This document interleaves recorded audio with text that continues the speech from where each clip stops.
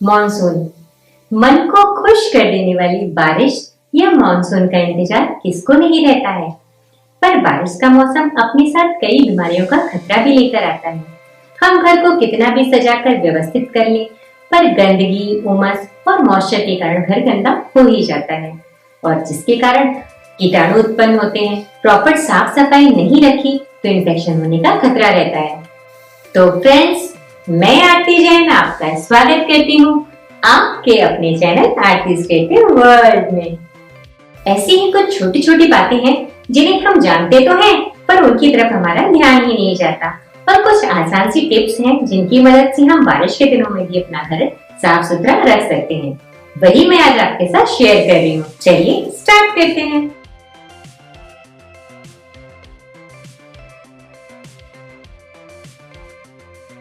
बारिश के दिनों में घर को साफ सुथरा रखना बेहद ज़रूरी है ताकि उमस और सीलन भरे मौसम में भी घर का वातावरण स्वच्छ बना रहे।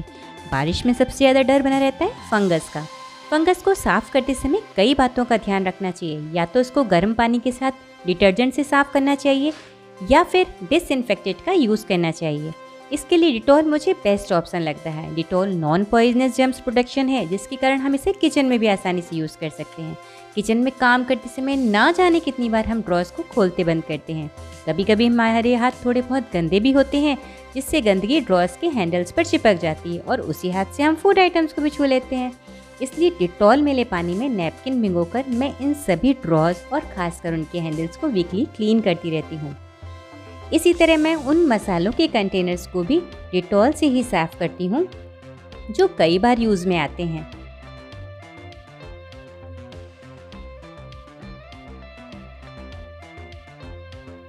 और हमें हमेशा कोशिश करनी चाहिए कि जैसे ही कोई कंटेनर खाली होता है उनको मैं वॉश करने के बाद ही फिल करती हूँ। फ्रिज के हैंडल भी बहुत ज़्यादा गंदे होते हैं क्योंकि इसे बच्चे भी दिन भर यूज़ करते हैं। इसको भी डिटॉल से साफ़ करना बेहद ज़रूरी है। फ्रिज के अंदर की रबड़ को भी साफ़ करना चाहिए और ध्यान रखना चाहिए कि फ्रिज में कोई भी फूड आइटम्स बहुत दिनों तक ना रखा रहे।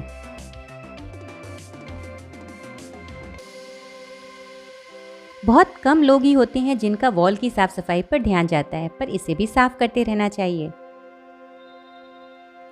डोर हैंडल्स और नॉब का इस्तेमाल घर के सभी लोग करते हैं, इसलिए इसमें सबसे ज़्यादा जर्म्स बिल्डअप होते हैं, इसलिए इसे इग्नोर बिल्कुल नहीं करना चाहिए। इसी तरह स्टेयर्स की रेलिंग को भी साफ करना नहीं भूलना चाहिए।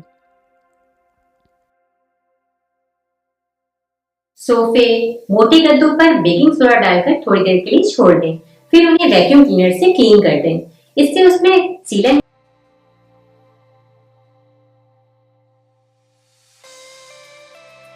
अचार में अगर तेल कम हो जाता है तो उसमें फंगस बहुत जल्दी लग जाती है, इसलिए चेक करते रहना चाहिए। अगर इसमें तेल कम हो गया है तो सरसों के तेल को गर्म करके ठंडा होने पर डाल देना चाहिए। इससे फंगस नहीं लगती है। जैसे मेरे इस मिर्ची के अचार में तेल कम हो गया है।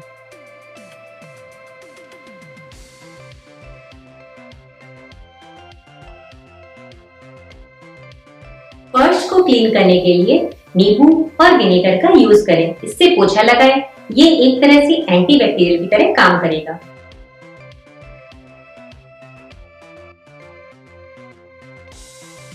मैं कोशिश करती हूँ कि कटलरी ड्रॉर्स में डेली एक्सेस आइटम को ही रखूँ, एक्स्ट्रा आइटम को दूसरी किसी जगह पे रखूँ, क्योंकि जितने कम सामान होंगे वो डेली में टच नहीं होंगे तो गंदे भी नहीं होंगे। बारिश में मॉइस्चर के कारण कालीन में बहुत जल्दी डस्ट चिपक जाती है, जिससे क्लीनिंग में प्रॉब्लम आती है। इसलिए कोशिश करें कि बारिश स्टार्ट होने के पहले ही हम कालीन को साफ करके हटाकर रख दें।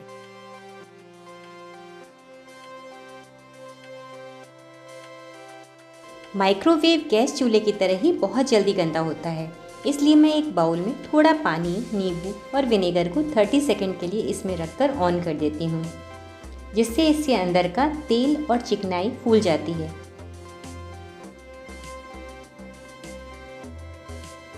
और फिर सेफ्टी को ध्यान में रखते हुए प्लग निकालकर स्क्रबर में डिश लिक्विड लगाकर इसे अच्छे से स्क्रब कर देती हूँ।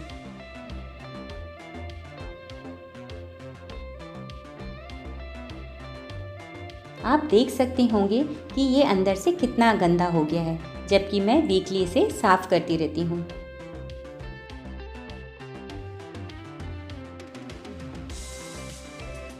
स्क्रब करने के बाद गीले सूखे कपड़े से इसे अच्छे से पोंछ देती हूँ और कुछ देर के लिए डोर को खुला छोड़ देती हूँ जिससे अंदर का मॉइस्चर सूख जाए।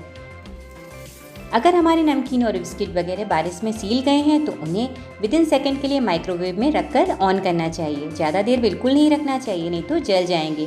पर जैसे ही हम निकालेंगे तो नमकीन बिस्किट ज़्यादा सॉफ्ट लगेंगे, बट थोड़ी देर बाद एकदम क्रिस्पी हो जाएंगे।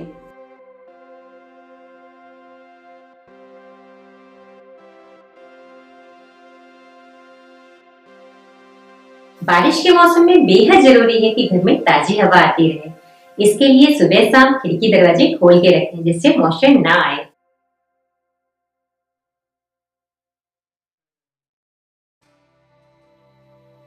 दोस्तों, गीले कचरे वाले डस्टबिन में बहुत जल्दी फफूंदी लगती है और गीले कचरे का पानी लीक होकर डस्टबिन को भी गंदा करता है। इसके लिए एक न्यूज़पेपर को फोल्ड करके सबसे पहले इसके बेस में लगा देते हैं और एक बड़ी पॉलीथीन इसमें लगाएंगे। फिर से एक न्यूज़पेपर लगाएंगे और दूसरी पॉलीथीन लगाएंगे। गार्बेज बैग में हमें लगता है कि कचरा पूरा फुल हो जाए तब हम हटाएंगे, इसलिए मैं छोटी छोटी पॉलीथीन का यूज़ करती हूँ जिससे हम डेली कचरे को रिमूव कर सकें। इस तरह से घर में रखी पॉलीथीन का भी रीयूज़ हो जाता है। अब डस्टबिन का फ्लैप भी गंदा ना हो तो हम इसे भी पॉलीथीन में कवर कर देंगे। जब भी ये पॉलीथीन गंदी हो जाए इसे उल्टा करके फिर से डस्टबिन में लगा देंगे। इस तरह से मेरा डस्टबिन तो कभी गंदा होता ही नहीं है।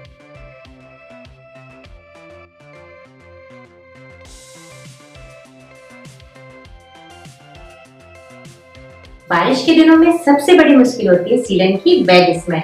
इससे बचने के लिए रूम फ्रेशनर का यूज करें।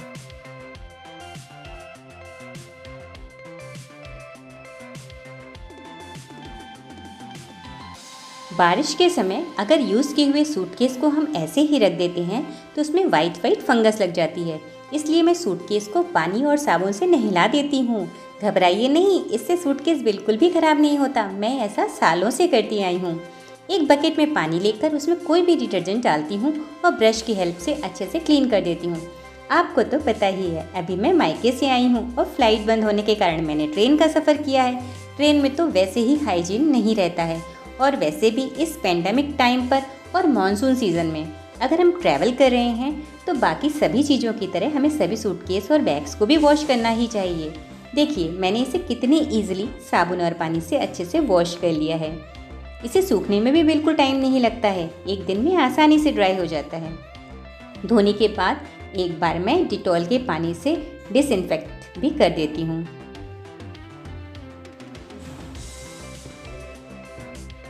बस इसी तरह से मैं बाकी बैग्स को भी वॉश कर रही हूँ।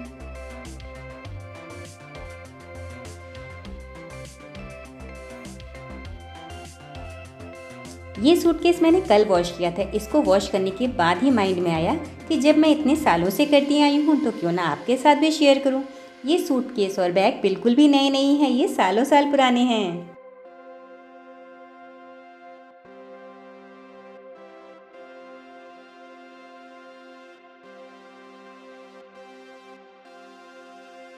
स्विच बोर्ड को साफ करते समय मैं एक आइसक्रीम स्टिक में कॉटन को रबड़ बैंड से बांध देती हूँ जिससे करंट का खतरा बिल्कुल भी नहीं रहता है।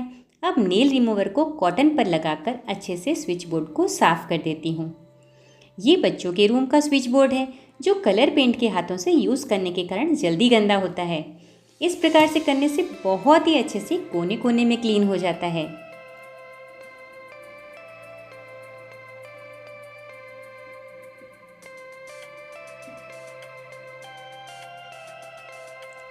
देखिए कितने अच्छे से हम किनारों पे भी क्लीन कर पा रहे हैं।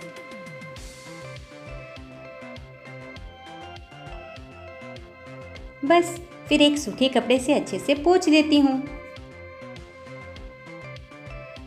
हमें लिक्विड नेल रिमूवर का ही यूज़ करना चाहिए, नेल वाइप से ये क्लीन नहीं होता है।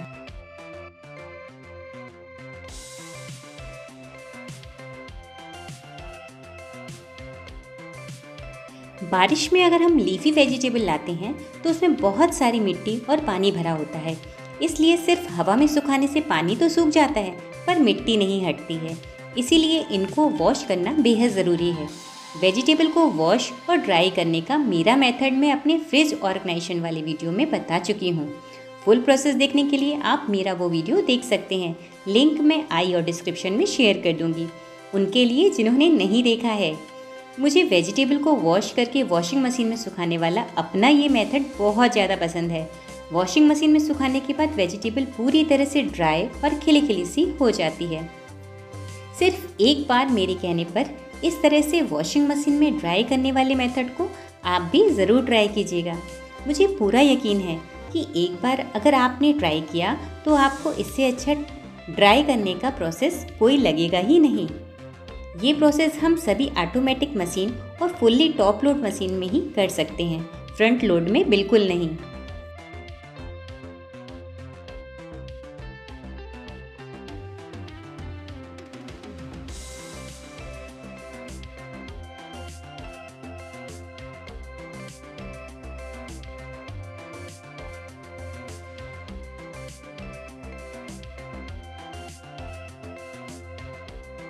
बारिश में बाहर से आने के बाद पैरों की हालत काफ़ी बुरी होती है।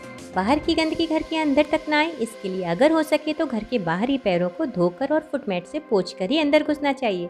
इसके लिए बारिश में पतली और हल्की फुटमैट बेस्ट होते हैं, जिससे हम इनको ईजिली वॉश और ड्राई कर सकें। मैं पतली फुटमैट के नीचे इस तरह के नेट वाले प्लास्टिक फुटमैट का यूज़ करती हूँ, जिससे ऊपर का फुटमैट ज़्यादा गीला होने पर एक्स्ट्रा पानी नीचे ड्रेन हो जाता है। और एक बेनिफिट ये भी है कि पतली फुटमैट को प्लास्टिक की फुटमैट पर रखने से फुटमैट बार बार इधर उधर सरकता भी नहीं है। इस तरह के फुटमैट का यूज़ हम यूटिलिटी एरिया, बालकनी और बाथरूम के बाहर भी कर सकते हैं।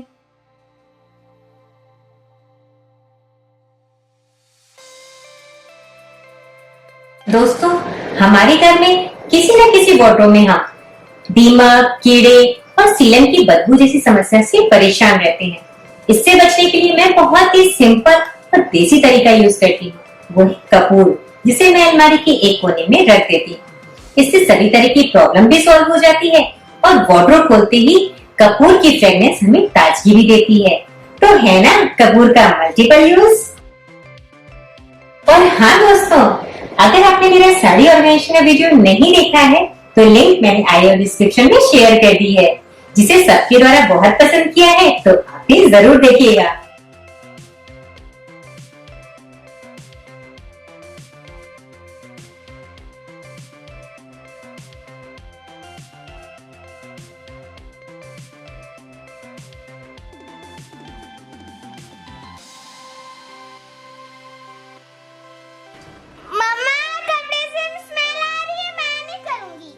दोस्तों, जब भी हम वॉशिंग मशीन में कपड़े धुलने के बाद निकालने में लेट हो जाते हैं तो बारिश के दिनों में इतने सारे कपड़ों में से बहुत ही बैड स्मेल आने लगती है। कपड़े धूप में सुखा भी दें तब भी ये स्मेल नहीं जाती। मुझे तो इसका कोई उपाय नहीं सूझ रहा। अगर आपके पास इस समस्या का कोई बेस्ट सॉल्यूशन हो तो प्लीज़ मुझे कमेंट करके ज़रूर बताइएगा। मैं नेक्स्ट किसी वीडियो में आपको आपके आंसर के साथ मेंशन करूंगी। उम्मीद है दोस्तों, ये छोटी छोटी सिंपल टिप्स एंड ट्रिक्स आपके घर को साफ सुथरा और हेल्दी रखने में हेल्प करेगी। और इसमें से कौन सी टिप्स आपको सबसे ज्यादा पसंद आए, प्लीज मुझे कमेंट करके जरूर बताइएगा। फैमिली और फ्रेंड्स में शेयर कीजिएगा, जिससे उनके लिए भी ये वीडियो हेल्पफुल रहे। चैनल को सब्सक्राइब कीजिएगा। Stay tuned, stay healthy. Thank you.